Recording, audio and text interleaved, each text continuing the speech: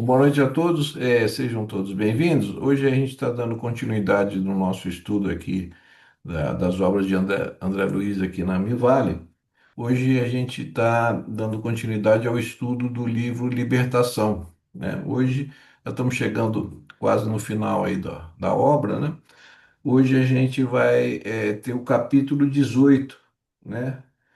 Palavras de Benfeitora. Quem vai apresentar hoje o capítulo para a gente é o Dr. Bruno, né? E aí, como de costume, aí no final a gente faz algumas considerações aí a respeito do capítulo apresentado aqui na noite, tá bom? Fica à vontade aí, Bruno. Perfeito. Muito obrigado, Nilton. Obrigado, pessoal. Um prazer a gente estar aí mais uma vez, podendo estudar junto esse belíssimo livro que é a Libertação, né? Na minha opinião, é um dos melhores aí do André Luiz, né? Vou dar aqui o share, então, tá? E a gente já segue adiante aí, né? Beleza, vocês estão vendo? Tá ótimo. Tá ok? Beleza, então é o capítulo 18, né? Que o Nilton já falou, do livro Libertação, né? Vamos lá. Ó, opa. Vocês sabem que quem já viu a nossa apresentação antes aí, costumo dividir, né, o que o André Luiz traz em cada capítulo em algumas etapas, né, para a gente analisar melhor, não necessariamente na ordem cronológica exata que ele descreve, mas com uma forma da gente poder discutir melhor o que ele está tentando passar para a gente, né, as informações que ele traz acerca do mundo espiritual, das benesses que a gente ganha praticando bem, na caridade, enfim, como isso interfere no nosso estado de saúde, né? E de uma forma geral, assim, quase todos os capítulos dele dá para a gente dividir, assim, como se fosse uma história que ele conta na anamnese, né? O diagnóstico, a terapia e o final de tudo, né? O desfecho. Nesse ponto aí, a gente não vai ter um diagnóstico propriamente dito, mas a gente pode ter vários. Porque a gente vai ver que nesse capítulo eles auxiliam assim muitos espíritos, né? E ele dá no capítulo o exemplo de dois, mas tem muitos ali que ele colocou, né? É, vamos seguindo adiante e a gente vai ver. De qualquer forma, a divisão que eu fiz aí desse capítulo ficou meio assim, meio que a história junto com o problema diagnóstico, né? Junto com uma ação terapêutica, ele vai dar aí dois tipos de terapêutica para a gente, de uma forma geral, nesse capítulo, e o desfecho, né? Aí vamos lembrar aí que no final do 17, né, aliás, no 17, a gente viu que, né, o Gúbio, o André Luiz lá, é, os espíritos amigos, né, o outro colega dele que estava junto, que agora me fugiu o nome dele, vocês lembram aí depois, mas eles estavam lá na casa da família, né, da Matilde, que eles estavam tentando ajudar, e conseguiram transformar o lar, né, com a ajuda, inclusive, daqueles que antes queriam destruí-lo, né, que foi assim, um amor fantástico mudando tudo, né? A gente já passou por esses capítulos, né? E começou a entrar ali diversas entidades que estavam em busca de auxílio, né? Isso foi no capítulo 17. E o André Luiz atendendo todo mundo, conversando, todo mundo tentando resolver o problema. Aí à noite, o, o Gúbio reúne todos e vai fazer uma prece de agradecimento, e vai elevar assim, né, o seu pensamento, o seu espírito. Então é nesse ponto que que a gente chega, que a gente começa o capítulo 18. Então o André Luiz vai narrar desse jeito. A reunião noturna guardava-nos surpreendente alegria, né? O grupo estava lá assumindo a direção dos trabalhos e daí ele colocou a gente num grande círculo, né? E aí nos recomendou o esquecimento de velhos erros, uma posição otimista, né? Otimismo renovador, um sentimento de esperança. Todos ali estavam sofridos, todo mundo queria melhorar, todo mundo queria ter uma nova oportunidade de poder atuar, né?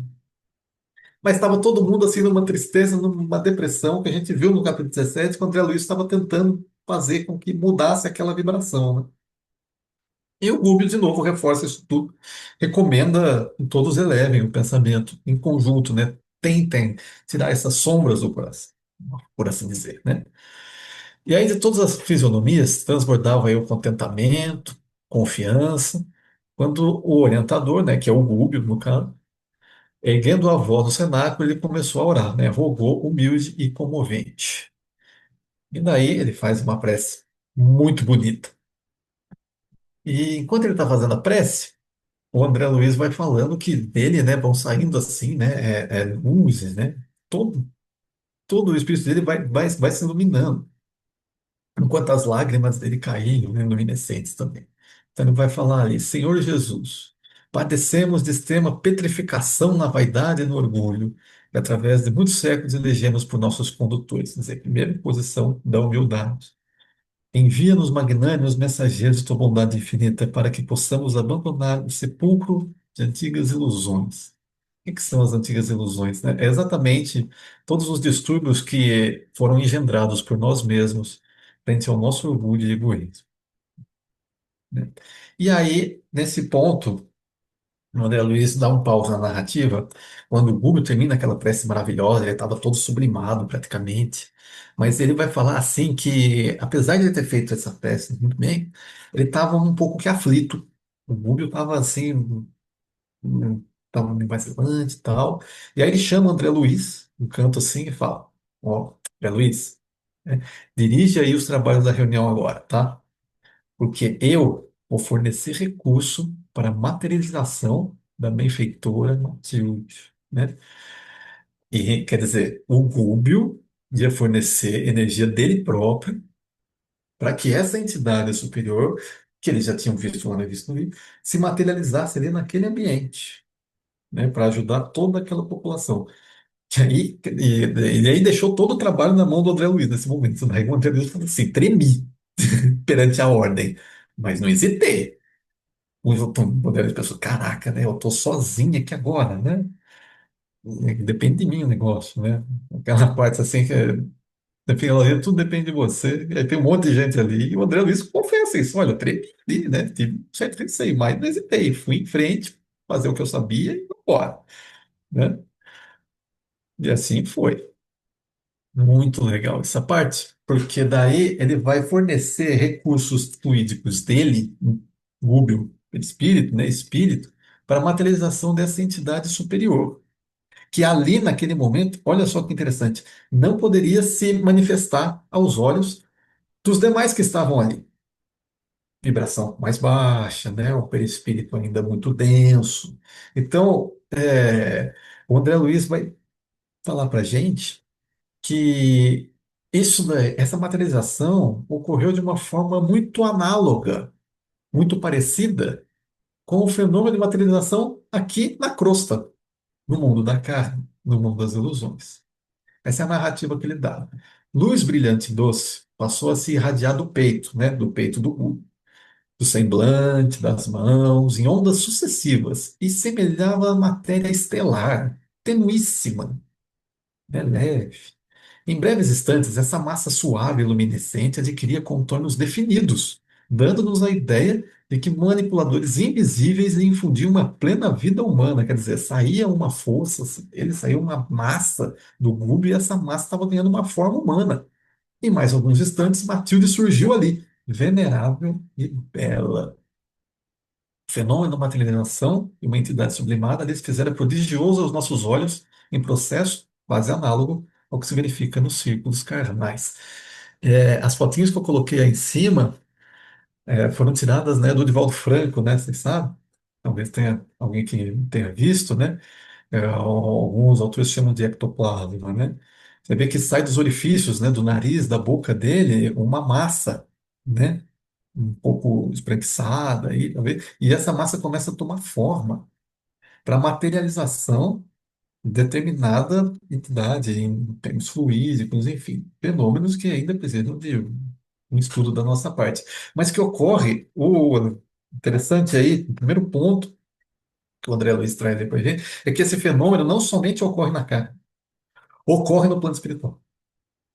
Quer dizer, as entidades que já estão num certo grau de sublimação, aquelas que já superaram a si mesmas, o orgulho, o egoísmo, aquelas que já estão num outro patamar, de prática de caridade, de felicidade, elas para se apresentarem para algumas entidades, né, de tom vibratório menor, mais baixo, necessitam também de recursos fluídicos dessa magnitude de outros que estão ali presentes, para que possam dar a sua comunicação.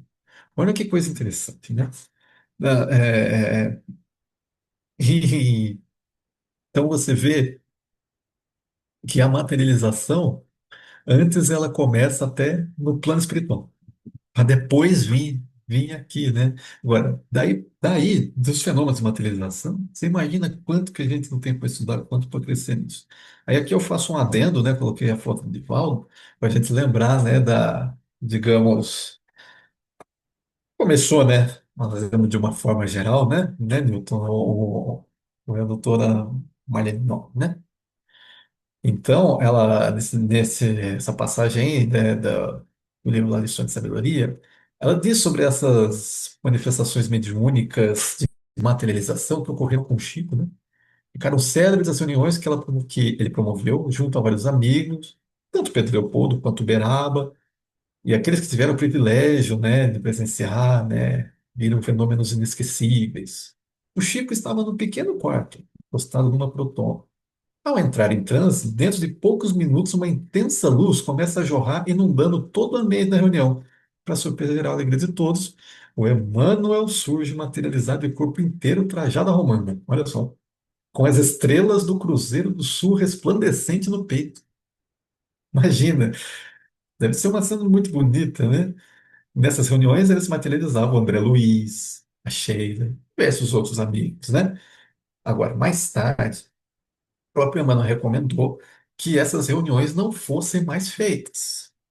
O que precisava era só chamar a atenção naquele momento para uma televisão e tal. Mas depois o próprio Emmanuel falou: olha, isso aí não vai ajudar mais, isso aí vai ser prejudicial. Agora, sua principal missão são os livros, é a comunicação inteligente, não a materialização. Agora, durante um tempo, eles fizeram vários, incluindo com outros médiuns ali presentes, né? A gente daí traz aí mais alguns exemplos. Aí, ó, ilustração, né, do Emmanuel quando ele se materializou, né? E aí tem o relato do Arnaldo Rocha, né? Que foi o amigo da Meimei, né? O namorado da Meimei, né? O marido da Meimei, se eu não estou enganado.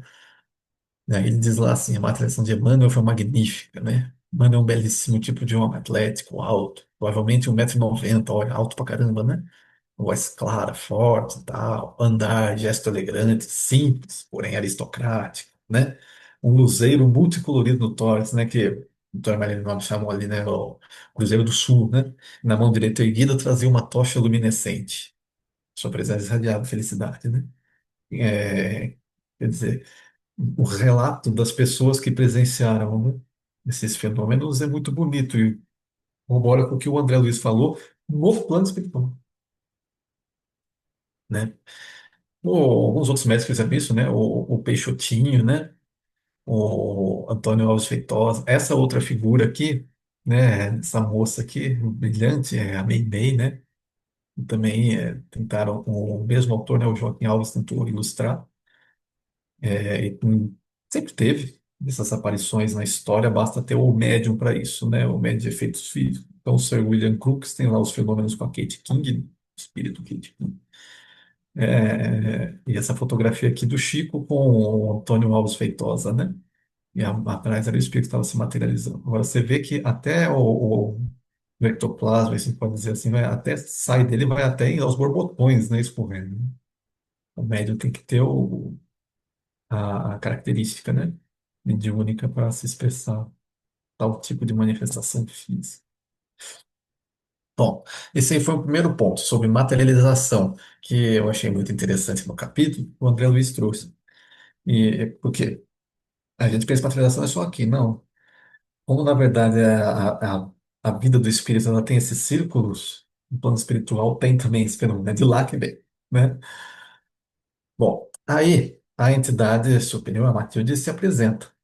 E ela começa falando: olha, não julgueis que eu seja excepcional em ensaio, não sou nada disso, sou só uma servidora. Então, é a humildade, né, desse espírito, né, da Matilde. E daí ela vai começar a citar aqui três pontos que eu anotei aqui, em que ela relata é, a terapia verdadeira para todo mundo que estava ali, que era o que eles estavam pedindo, né?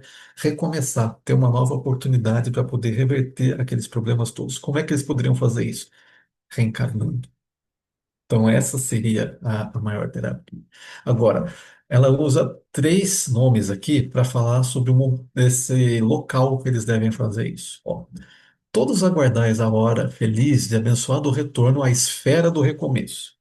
Quando a Luiz comenta antes sobre essa esfera do recomeço, em capítulos anteriores também, que é o tempo de carne, né? Entretanto, a dádiva do vaso de carne é inapreciável bênção de vida. Não busqueis a reencarnação tão somente pela ânsia de ouvido nos sonhos do mundo que as tentações do campo inferior podem transformar em pesadelo, né?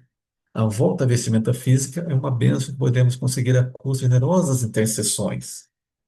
Veja que não é fácil para os espíritos também poderem reencarnar. Veja que é necessário mobilizar alguns amigos ali para a gente conseguir um intento dessa, digamos, faculdade, né? Como é aqui também, ela dá esse exemplo. Como é no plano de carne, para você adquirir alguns trabalhos, algumas coisas, você tem que conversar com um com o outro, fazer um concurso tal, e por aí vai.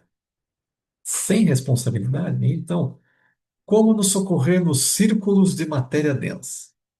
Mesma coisa da esfera do recomeço, certo? Em que ela está referindo aqui e exaltando o seguinte, a importância de que a gente não deve chegar aqui na Terra e achar que é tudo oba-oba. E a gente esquecer, olvidar, né? Ouvido, não é o português. Esquecer as nossas verdadeiras missões, que vão ser a superação, prática da caridade, vencermos a nós mesmos, vencer o orgulho e o egoísmo dentro de cada um de nós, que é o mais difícil, né? A gente se esquecer de si e se doar totalmente à caridade, tal qual fez nosso mestre. Muitas almas procuram o santuário da carne, formulando as precipitadas promessas. Nele penetram agravando os próprios débitos. Tímidas, levianas, inconsequentes. Aproveitam o estágio bendito na região da neblina para repetirem as mesmas faltas de outra época. Uma absoluta perda de tempo. Patrimônio do Senhor. Quer dizer, ela está falando aqui dessa região da neblina, que é a mesma coisa, é a esfera do recomeço, é o círculo de matéria densa, é o mundo de carne. É, diz que a gente vai, sai desse mundo, volta para ele e repete o mesmo erro. A gente, ela está chamando a atenção para isso. Tem que, de fato, eliminar essa visão egoísta que a gente tem de querer só a satisfação daquele prazer imediato, né? E poder superar a si mesmo para poder seguir adiante, para poder passar para um novo estágio. Poder chegar à verdadeira felicidade, que não é num círculo de matéria densa, de recomeço, porque esse círculo é apenas temporário, é um estágio. A verdadeira felicidade no mundo da vida. Aqui, para a gente ficar forte. Para a gente ficar forte, a maior senha é o que está no Evangelho, né? A prática da caridade. O André Luiz lembra e ele traz notas, né? No capítulo anterior, traz nesse, sobre esses nomes que os espíritos desencarnados, né, vão dando do nosso mundo aqui. Para a crosta, né? Quer dizer, a gente sabe que tem a crosta. Agora, você veja que os espíritos dão vários nomes. Todos eles significam são sinônimos praticamente. Esfera do recomeço, círculo de matéria densa, região de neblina. Olha só, tudo isso se refere à mesma coisa. Quer dizer, enxergam o nosso mundo aqui, a nossa crosta, em que as ilusões da carne preponderam, como uma região de neblina. Olha que interessante, né? Quer dizer, onde você fica nebuloso a sua visão. Você não enxerga realmente o que está à frente, né? É uma região de neblina. Agora, é o momento de você se provar. É o momento de você mostrar que é forte. Consegue seguir adiante. Esse fenômeno, né, desses vários nomes, o Allan Kardec já comentou também. Então, eu trouxe aí um outro adendo aqui, né? Revista Espírita, Revista Espírita de abril de 1858, em que ele vai comentar sobre como a humanidade veio evoluindo ao longo do tempo. Ainda que devagar, devagarinho, mas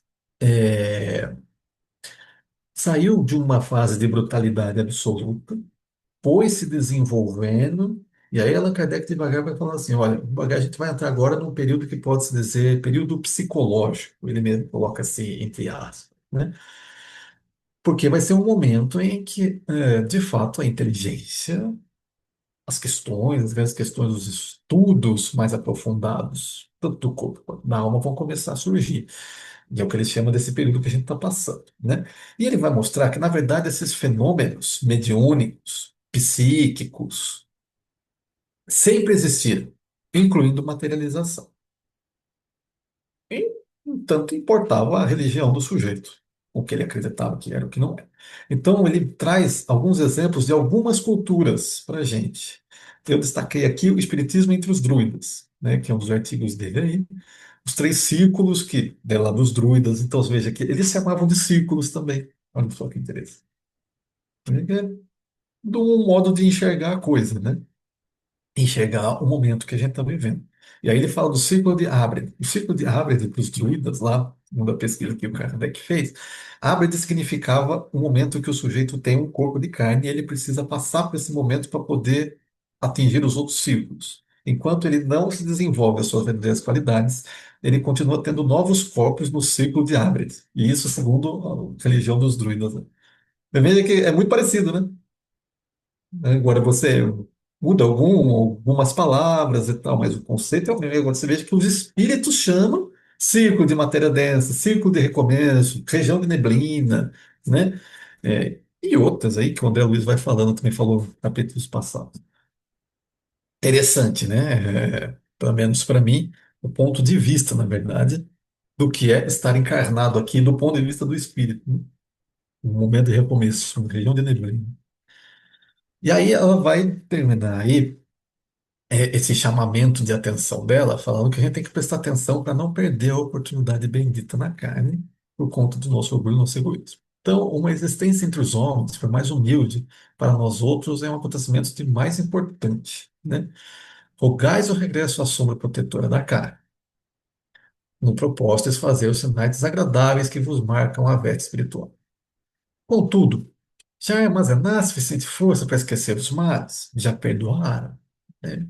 Já reconheceram os erros? E ela vai dando vários exemplos assim, em formas de questionamento para cada um de nós. Ignoram, por acaso, que é preciso igualmente trabalhar para que se mereça a bênção de um templo carnal na Terra? Né? A tua irmã falar, né? Para você poder encarnar, você tem que mobilizar tantos amigos, tantos, poder ter. Ah, não se iludam, não. Não vos iludais. É difícil, mas vocês precisam saber já que tem que se desfazer dessas sombras antigas para poder seguir adiante. Senão vocês perdem a oportunidade. E aí, tanto trabalho para poder entrar na faculdade, e daí você perde. Mais ou menos isso que ela falou, para a gente colocar em outras palavras aqui. Aí ela termina esse ponto falando assim: a vida não pode resumir-se a mero sonho, como se a reencarnação constituísse simples processo de anestesia da alma. Quer dizer, o espírito esqueceu o sofrimento que ele estava vivenciando lá. É isso que ela chama atenção aqui. Não é querendo procurar, vou reencarnar porque daí eu saio daqui e pronto. Não é isso. Faz parte do aprendizado. Então, ela dá o alerta para todos os espíritos. É importante a gente pensar nisso. E quem sabe nós, possivelmente éramos, né? Um desses, talvez quisessem esquecer, quisessem fugir daquela dor. Porque se estamos aqui é porque nós falhamos muitas vezes, já tivemos muitas experiências e precisamos, de fato, tentar conseguir essa força que se chama perdão para a gente poder se elevar à verdadeira felicidade. Então, é mais um chamamento de atenção aí da mentora Matilde, né? E aí, ela vai se lembrar do Gúbio, vai acariciar ele, vai agradecer. Aí o Gúbio está ali ainda doando energia para ela, né? E ela convida o pessoal a falar. E o André Luiz dá exemplo aí de dois colegas, né? Duas entidades que foram lá falar com ela, né? Na frente de todo mundo, falando assim, grande benfeitora, né? O primeiro rapaz, né? Fui duplamente homicida, na derradeira romagem terrestre, quer dizer, na última encarnação dele. Respirei muitos anos no corpo de carne, como se for a pessoa mais tranquila do mundo, quer dizer. Ninguém descobriu o crime dele. Não obstante trazer a consciência tisnada de remorso e as mãos enodoadas de sangue, ludibriei quantos me cercavam, através da máscara da hipocrisia, atravessando finalmente os umbrais do túmulo. Minhas vítimas vi que elas se distanciaram de mim, desculparam-me e esqueceram-me. Vejo-me, todavia, acicatado por forças punitivas que nunca poderei descrever com as minúcias desejadas. Quer dizer, a consciência torturava ainda. E torturava ainda mais porque ele via que aquelas vítimas anteriores dele já tinham até deixado ele lá. Aumentou ainda mais a dor dele, é o que ele estava relatando. Como que eu faço para poder sair disso? Como iniciar o esforço da minha restauração? Me pergunta, né, para a mentora. E ela vai falar lá. Outros irmãos, não longe de nós, suportando a carga das mesmas culpas, estado muito parecido com o seu, peregrinam desditosos entre o pesadelo e a aflição. Vai lá e abre o seu coração para eles. E aí você começa ajudando eles. As mesmas pessoas que tiveram os mesmos problemas que você, cometeram crime, que foram homicidas e que agora estão que nem você sendo torturados pela própria consciência. O primeiro passo é ir lá e ajudar. E aí, depois que você fez isso, você retorna, então, mais tarde, o corpo físico, para passar por situações semelhantes ao que aconteceu já com você, para ver se agora você aprendeu, recapitulando os ensinamentos que gravaste na mente interessada em renovar. Quer dizer, se ele só reencarnasse imediatamente, aquela sensação que ele tinha, essa tendência dele ia continuar. Ela dá um remédio antes desse reencarne dele. Você vai ter que ir lá e vai ter que ajudar outros que estão passando pela mesma situação, para ver se aprende. Daí vai facilitar. Aí sim, você vai encarnar, vai enfrentar a situação de novo e vai ter que vencer. Agora, você já tendo ajudado, suas chances aumentam, porque você vai ganhar no fundo do coração aquela verdadeira força. Veja que interessante esse esclarecimento que ela dá para ele, né? E aí tem outra mocinha, né? Outra entidade, que vai falar com ela. Grande mensageira, bem. Quanto encarnada, nunca fui punida pelos meus excessos, no abuso dos sentidos, né? Quer dizer, possivelmente era uma moça muito bonita, talvez tivesse chamado muita atenção, ou tinha alguma arte aí, algum dom que chamou a atenção de todo mundo. Possui um lar que não honrei, um esposo que depressa esqueci, filhos que afastei deliberadamente do convívio para gozar a saciedade dos prazeres que a mocidade me oferecia. Meu transviamento moral não foi conhecido na comunidade em que vivi, quer dizer, ela conseguiu esconder, né, essa devassidão dela. Mas a morte apodreceu a máscara que me ocultava aos olhos alheios. E passei a experimentar o horrível pavor de mim mesmo. E agora? Como é que eu faço para retornar à paz? Como traduzir esse arrependimento que me enche a alma de infinita amargura? Aí, de novo, olha a resposta da benfeitora Matilde para ela, como é até parecida com a do anterior. Milhares de seres despojados da roupagem física, ó, estertoram em zona próxima, próximo da gente aqui, sob o guante cruel das paixões a que se algemaram em vigilantes, quer dizer, viciados de toda sorte. Passam aí pelas coisas parecidas que ela. E aí, você vai começar encetando o reajustamento das suas energias, se dedicando nos círculos próximos, quer dizer, tem outros círculos, percebeu? Ao levantamento dos sofredores de boa vontade. Mas ela vai ter que ir atrás daqueles que estão sofrendo coisas parecidas com ela, situações parecidas, e vai ter que tentar reerguer esse pessoal, vai ter que tentar ajudar. E aí, depois disso, reconduzida à abençoada escola terrestre, reencarnação, receberás talvez a prova terrível da beleza física. Olha só, eu achei muito interessante isso aqui, a prova terrível da beleza física. Tudo aqui no nosso mundo é uma prova, é uma ilusão. Mais bela que seja a pessoa, ainda não é aquela beleza verdadeira. Antes, o grande e belo aqui passa por uma prova, como a feiura também. Tá? Que pode ser, né, o gancho aí que pode levar à perdição. Ou a salvação, se a pessoa souber, a fim de que o contato com as tentações da própria natureza inferior te retempere o aço do caráter. Finalmente aprender, né? Se conseguires manter fidelidade suprema ao amor santificante. Quer dizer, ela vai passar por uma situação muito parecida com que ela já passou. E se agora ela vai conseguir vencer. E aí ela termina falando assim: qual que é o prognóstico, né, para todos vocês? Esperança. Eles falharam, mas vão começar de novo, ajudando exatamente aqueles que passaram pelos mesmos problemas. E depois, reencarnação. Essa é a lei. Para que nos reergamos com segurança depois da queda do precipício, imprescindível é auxiliar quantos se projetaram nele. O único recurso de fugir definitivamente ao mal é o apoio constante do bem. Mentalizar o bem infinito.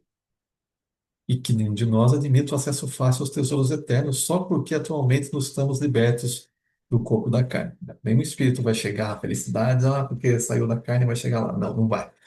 Vai ter ainda que lutar bastante. Quem pretende a colheita da felicidade no século vindouro, que comece agora a semear o amor e a paz. Nessa da visão da vida eterna, o espírito, né? Nossa, a felicidade é o nosso amanhã, né, como espírito. E daí o André Luiz finaliza assim, né? Nesse momento, entregou-se Matilde à maior parada. E enquanto parecia meditar em prece, seu tórax iluminado nasciam espontâneas e brilhantes, ondas sucessivas e maravilhosas luzes. Então, a Matilde traz o recado dela, né? Chama atenção primeiro, aí mostra, né, que é necessário, de fato, o reencarne no ciclo terreno. Mostra que, para a gente conseguir vencer nesse ciclo, a gente tem que domar o próprio orgulho, e uma das melhores formas é ajudando aqueles os quais nós mesmos erraram como nós. E isso me lembrou um versículo de Paulo de Tarso, né, que é Romanos 15, que ele diz assim, né, graças à lei transviada e tal, o pecado aumentou. Agora, onde aumentou o pecado, a graça vai transbordar, a graça transbordou, né? Muito legal esse versículo, porque, de fato, quando uma pessoa erra muito em determinado ponto, a gente vê que ela, fazendo o reajuste desse ponto que ela errou, ela se torna incomparável naquilo, né? Então, você veja, tem o exemplo do próprio Paulo, né? Livro aí Paulo e Estevão, e o Atos dos Apóstolos, né? Ele perseguiu, foi o primeiro perseguidor do cristianismo, no entanto, foi o primeiro grande defensor, né? O maior defensor do cristianismo. O primeiro mártir foi Estevão. E você tem o exemplo aí da Madalena, né? E depois passou a cuidar dos leprosos, depois de tudo, depois ela conheceu Cristo, né? Era atormentada por sete demônios e tal. E tantos outros passaram assim por determinadas situações de dureza, digamos, física, né? Eram sujeitos assim que conduta dubiosa, no entanto, encontraram a sua estrada de Damasco, que nem o Paulo. E aí a graça transbordou. É mais ou menos o que a benfeitora também comentou aqui. A gente vai atuar onde a gente errou. Então, o que acontece na vida da gente é um reflexo das nossas escolhas do passado, ainda que não pareça no momento, mas é. E é um convite para que a gente agora se reajuste e faça o correto, para poder seguir adiante.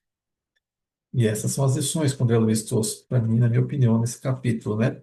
A gente vai reajustar onde houver o erro, sempre recomeçando aí. A encarnação é uma bendita escola para a gente, né? E a mensagem de esperança que ele traz, né? E a gente sempre traz aí umas orações do André Luiz, né?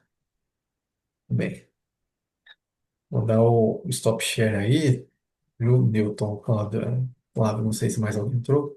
Vocês passam aí a comentários, críticas, sugestões. O André tá aí também. Bom, primeiro agradecer ao Bruno aí que ele apresentou o capítulo e esgotou realmente muito bem o tema, né? Colocou os vários aspectos aí importantes do capítulo de uma forma aí bem clara, bem didática, né? Então, agradecer ao Bruno pela apresentação. E assim, alguns pontos assim, realmente que você já tocou, mas que eu considerei assim dois aspectos bastante interessantes aí. O primeiro é a situação da necessidade do Rúbio, né, para que houvesse a materialização da Matilde, né? Então, assim, a questão dos vários planos, né, dimensionais e vibracionais da matéria, né? Então, É, assim, a gente achava que, por exemplo, só no plano aqui nós, dos encarnados, é que vai haver necessidade de uma é, materialização. E a gente não é, vê né? que esses planos vibracionais da matéria, né, são talvez infinitos, né? Tanto que, de São, pois acordo com é. o nível, vibracional de cada um está vivendo numa dimensão É, material diferente, né? Então, assim, é a questão até da física, né? A física até explicaria isso bem. E como você comentou também da questão da, no início do espiritismo, desses fenômenos de materialização que hoje em dia já não são mais necessários, né? não é Foi necessário. foi no início mais para chamar atenção para a questão do plano espiritual, da espiritualidade, né? Sim, é, Então, esse é o primeiro aspecto que eu achei bastante interessante, né? O segundo aspecto, teve uma passagenzinha aqui, um parágrafo que eu até gostaria de ler aqui, que fala em relação à questão da sintonia, né? Que é tocada de forma recorrente aí nas obras do André Luiz, né? É um sim, parágrafo que diz o seguinte: somos cada qual de nós um ímã de elevada potência, ou um centro de vida inteligente atraindo forças que se harmonizam com as nossas e delas constituindo nosso domicílio espiritual. A criatura encarnada ou desencarnada, onde estiver, respira entre os raios de vida, superior ou inferior, que emite ao redor dos próprios passos. Tal qual a aranha se confunde com os fios escuros que produz, ou da andorinha, que corta os altos céus com as próprias asas. Todos nós exteriorizamos energias com as quais nos revestimos e que nos definem muito mais que as palavras. Então, assim, da importância, né, que nós somos responsáveis realmente por aquele ambiente que a gente está vivendo. Um exemplo bem interessante que é dado aqui no próprio capítulo é o caso do assassino. Então ele é. estava vivendo uma condição horrível, mas assim, não havia ali, vamos dizer assim, nenhum obsessor ali que tivesse tentando se vingar de nenhum deles, pelo contrário, todos haviam perdoado ele. E ele mesmo estava vivendo naquele ambiente tóxico que ele mesmo criou, né? Então o sofrimento era do remorso, então, assim, a gente entender da responsabilidade das nossas felicidades ou dos nossos infortúnios, né? A gente vive, a gente respira no próprio ambiente na própria atmosfera que a gente produz, né? Então, acho que assim, é uma questão bastante interessante para gente refletir, né? Esses dois Tudo é o aspectos, pensamento, né? O Adelui sempre traz essa questão, né? Vários capítulos dele, né? Pela sintonia do pensamento. E você veja que ele estava vibrando aquilo e ele encontrou aquilo, né? sim. Ele foi vítima dele próprio, né? Assim, Ele nem próprio. as pessoas que ele prejudicou, nenhum deles ali estava ali para cobrar nada dele, né? Ele mesmo criou o seu inferno de Dante, né? Pois é. Boa noite a todos. É muito bom esse capítulo, né? Esse livro é espetacular, né? Esse livro é. Nossa, Esse, esse capítulo aí, né? Dá para dividir mais ou menos em duas partes, né? Primeiro a oração de Gúbio, né? E é, depois as palavras de Matilde, né? Me chamou muita atenção na oração do Gúbio, uma frase vamos que ele fala assim, quer ver? Se dirigindo a Deus, né?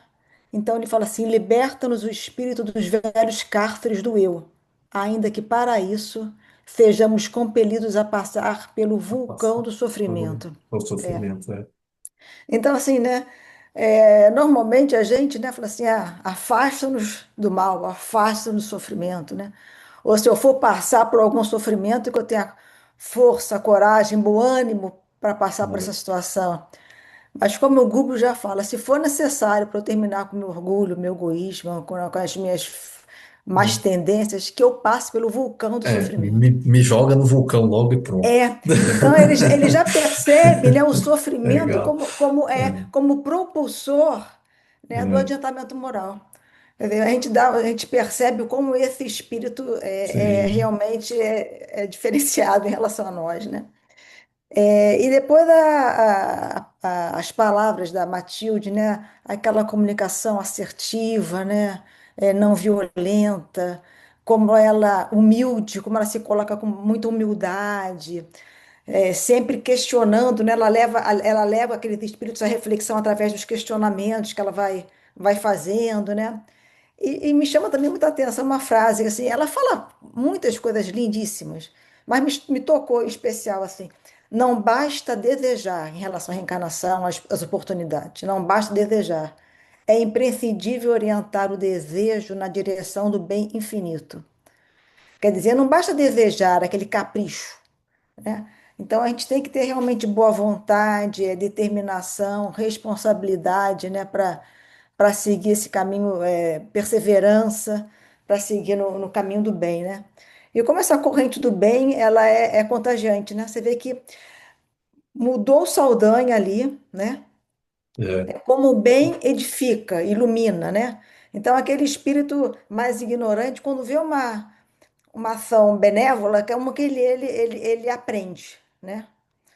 Um espírito mais malfeitor, como aquilo de uma certa maneira toca o seu íntimo, aquele exemplo Uhum. o modifica, né? E a pessoa que já está no bem, como aquilo também o fortalece, né? Então a gente vê quando uma única pessoa ela é tocada realmente pelo bem infinito, né? Como várias multidões de males são arrastadas com ela, né? Você vê assim, mudou Saldanha e como isso mudou toda essa gama de espíritos que estavam ali nessa reunião, né?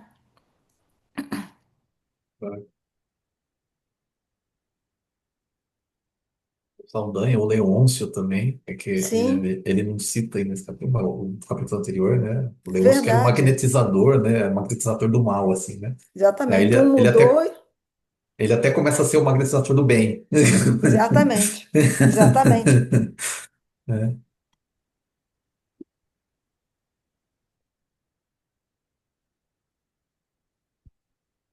Boa noite, isso, pessoal. Desculpem André. ter chegado Boa um pouquinho noite. mais tarde, mas nunca é tarde, né? Detalhe, a E esfera do recomeço é aqui. então, mas né, eu peguei o final aí de vocês, mas eu já tinha separado aqui alguns pontos para falar rapidamente. Na verdade, são 6 pontos aqui que eu separei, que eu acho que são muito fortes nesse capítulo, né? Então, fica muito claro para a gente a necessidade e o objetivo da reencarnação, né? Não tem como a gente evoluir, a gente reparar, a gente crescer, a gente sublimar, que não seja através da reencarnação. Então é uma necessidade, não tem jeito, né? E os espíritos falam muito isso o tempo todo, né? Para benfeitores até nos alertam como nós devemos aproveitar a nossa encarnação, a nossa reencarnação, porque nem sempre nós vamos tê-la à disposição, né? Tem sido cada vez mais difícil reencarnar. Talvez eu esteja até explicado por esse controle da natalidade que existe hoje no mundo, né? Cada vez as famílias se dissociando mais, né? Mudando aí a família no contexto social. Então, a fila está cada vez maior e as oportunidades estão ser cada vez menores de reencarnar. Isso é importante a gente ter essa consciência para poder te valorizar, estarmos aqui e tentarmos então aproveitar o máximo que pudermos, né? O outro ponto que eu achei muito relevante, a questão da responsabilidade, que é individual, né? Então, cada um tem a sua história, e essa história está ligada a vidas anteriores. Então, nada é por acaso, né? Então, você vem de um jeito, uma hora vem feio, outra hora vem bonito, outra hora vem rico, outra hora vem pobre, e tudo conforme a necessidade, ligados também a questões, né, de leis de causa e efeito, né? Karma, em que a gente vai estar vivendo aquilo que a gente precisa, né? E aí a questão da fé e a coragem, né? É uma coisa que a doutrina espírita nos fala demais. Praticamente a codificação, né? Ela pega muito nessa questão da fé e da coragem. A fé é como aquela vontade firme, né? Vontade de querer, uma vontade que seja suficiente para a gente vencer a nós mesmos, né? Coragem, porque tem que ter coragem, né? Não é simples assim. A gente sabe disso, todos nós sabemos, e a gente sente isso na pele em relação a tudo, né? Outra coisa muito interessante que a gente vê em outras obras também de André Luiz é a questão de a gente não ficar remoendo os nossos, o nosso passado delituoso, né? Isso vale tanto lá como na vida espiritual, quando lá estivermos, né? Como aqui, né? Se a gente fica aqui na vida encarnada, remoendo os erros que nós cometemos no nosso passado desta vida, você não consegue ir adiante, né? Então, André Luiz ele nos traz muito isso nas suas obras, de a gente virar a página, começar hoje a escrever uma nova história, né? Então, passar a borracha no que foi para trás, porque não adianta ficar chorando pelo leite derramado, né? Então, passar então a fazer, né, uma das lições mais importantes aí desta obra, desse capítulo, aliás, de todos, né, de uma maneira geral, que é aquilo que o apóstolo Pedro já havia nos trazido já em algumas outras obras, que é a questão de você anular o mal através do bem. Então a gente só vai conseguir, né, nos livrarmos da sintonia com as sombras a partir do momento que a gente servir, né, servir com Cristo, ou seja, a mensagem essencial e básica do Evangelho de Jesus, que é fazer o bem, né, fazer o bem constantemente, constantemente. E aquilo que também nosso patrono aí da AME, Dr. Bezerra de Menezes, também nos deixou essa lição sobre a questão de a gente fazer o bem sendo o melhor remédio para a gente conseguir curar as chagas da alma, né? E evoluir. Então, basicamente, eram esses pontos aqui que eu separei aqui para pontuar. A tempo, né? Já que eu cheguei atrasado.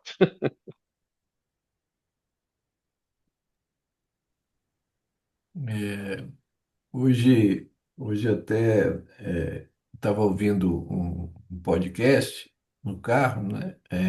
Do Sérgio Felipe, né? Sérgio Felipe de Oliveira deu uma entrevista Uhum. naquele podcast do Flow, né? Com o Igor, né?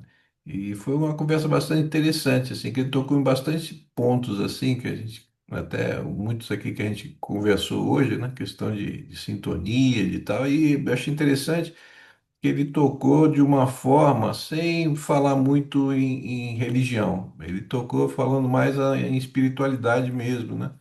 Então acho que uma recomendação é quem tiver a oportunidade de poder ouvir esse podcast é bastante interessante. O Sérgio Felipe sempre tem umas colocações muito interessantes a respeito disso, né? Falando da pineal, né? A gente falou da questão da Sim. sintonia, né? A pineal, que é o nosso roteador, né? Que conecta a gente com a natureza e com o plano espiritual e tal. Então, fica aí essa recomendação aí para quem tiver interesse. Acho que vale a pena ouvir ele, né, essa entrevista. Alguém mais quer fazer alguma colocação? Não? Então, daqui a 2 semanas, né? A gente dá continuidade com o capítulo 19, né? Que é Precioso Entendimento, né? Então a gente dá seguimento, está terminando o livro, né? Depois a gente vai escolher uma outra obra de André Luiz aí para dar seguimento aí ao nosso estudo. O André, como chegou por último, é o que vai fazer a prece, né? Chegou atrasado, paga a prece. Vamos lá, né? Então, vamos aí primeiramente agradecer a Deus, né? Agradecer pela oportunidade de estarmos aqui reunidos, aprendendo um pouquinho mais com os ensinamentos do nosso Mestre Jesus, através do Consolador prometido por Ele, essa doutrina maravilhosa que é o Espiritismo, que nos traz o Evangelho redivivo de Jesus de maneira clara, objetiva, inequívoca, nos alertando, nos orientando, nos iluminando, né? Para que possamos aí cumprir os nossos deveres, as nossas reparações, os nossos reajustes e podemos aí construir e conquistar, né, um futuro melhor de felicidade, seja onde quer que estejamos, ainda nesta vida ou amanhã de volta à nossa pátria espiritual ou nas nossas possíveis futuras reencarnações. Que Deus nos proteja, nos ilumine, estejamos sempre inspirados em Jesus e seguimos aí fortes e confiantes na nossa caminhada, baseada no Evangelho do Cristo. Que assim seja, graças a Deus. Bom, então, mais uma vez aí, agradecer ao Bruno, né, pela colaboração aí, como ele sempre faz com a gente aí, de forma aí muito atenciosa e muito bem feita, né? Então aí a gente vai encerrando aqui a nossa reunião da noite de hoje. Aqui uma boa noite a todos.